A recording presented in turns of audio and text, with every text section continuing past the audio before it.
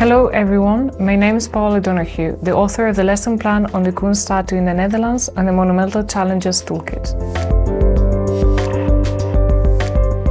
Today we will go through the lesson plan exploring how values change over time by using the example of Coen.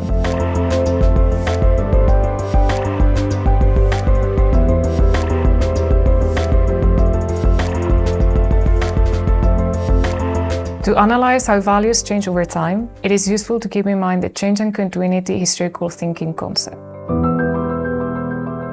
There are three big ideas to remember about change and continuity in history. First, continuity and change are interwoven. Second, change is a process. And third, change does not always mean progress, nor does it mean decline. History is often taught as a list of consequential events, and students fail to realize that it is a complex mix of continuity and change. Many things were and are happening at the same time. Some changes are rapid, while others remain relatively continuous. Regarding contested issues, change and continuity are essential tools to discuss the importance of nuance and multi-perspectivity, that issues of public contestation are complex and that points of view are not simply for and against. In this way, students can understand that contestations are not only of the present. On the contrary, some histories and sites have been contested for centuries now.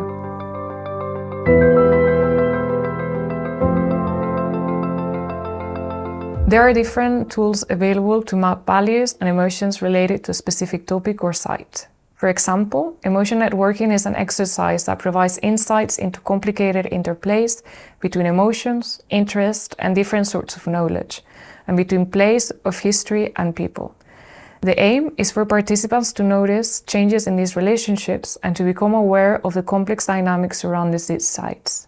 In the toolkit, students can analyze primary resources and use timelines to help them understand how the figure of Coen has been contested since the inauguration of the Hoorn statue in the 1800s.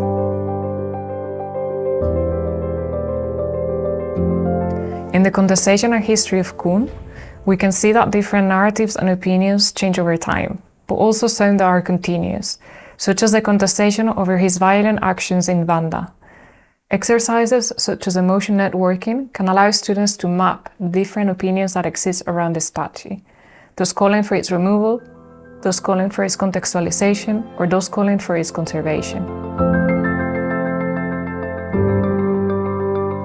At the same time, this mapping technique can be combined with the analysis of primary and secondary sources, allowing students to inform their opinions and research on the different narratives and perspectives that have existed throughout history. This way, students can take up different roles, research their values and attitudes, and try to reach an understanding of what should be done by using an emotion networking approach. Within their roles, some might have stronger or milder emotions about Coen's statue, and others will feel more positively or negatively about the statue. By mapping their attitudes, students can also have a better understanding of how different perspectives are present and how agonistic public spaces can be. To enhance the change and continuity perspective, students can be given roles throughout history. Thus, they can map the emotions during the inauguration of the statue from different perspectives, and they can map the feelings of today. This way, students can better understand how the values and perspective of Coen have changed over time, but also how some have remained relatively consistent. The lesson can be adapted to any historical figures or monuments, although it works best with topics that have been subject to intense and well-documented protests, as these often provide more context and better engagement on behalf of the students. We hope this tutorial has helped you to see how change and continuity can be explored by teaching about contestations over historical figures.